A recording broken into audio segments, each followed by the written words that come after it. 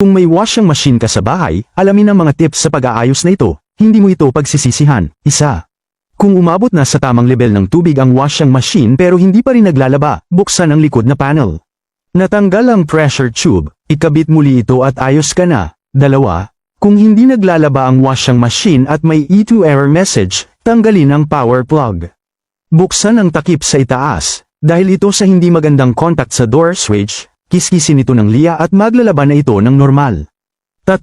Kung mabagal ang pagpasok ng tubig sa washing machine, patayin muna ang gripo, tanggalin ang inlet hose, alisin ang filter plug.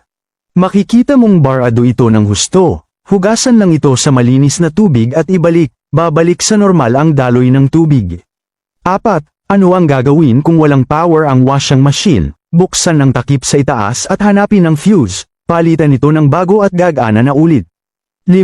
Kung ang washing machine ay gumagalaw o nagre-refill ng tubig pagkatapos mag-spin, ang mga damit ay nagkabuhol-buhol. Ito ay dahil hindi maayos ang pag-shift ng clutch.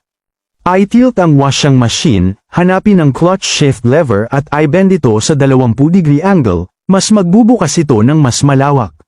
Dapat ayos na ang problema. 6. Kung ang washing machine ay sabay nag-fill at nagda-drain ng tubig, narito ang lihim na ayaw ipaalam ng mga repair tech. I-tilt ang washing machine, tanggalin ang panel, i-unscrew ang drainage component, linisin ang bara at magiging maayos na ito. 7. Kung mahina o mabagal ang pag-spin ng washing machine, palitan lang ang belt. Kung hindi pa rin ayos sa pagpapalit ng belt, palitan ang motor pulley at magiging maayos na ito. 8. Kung hindi maayos ang paglinis ng washing machine sa mga damit, kumuha ng tela, ibabad sa puting suka at ilagay sa washer para mag-spin.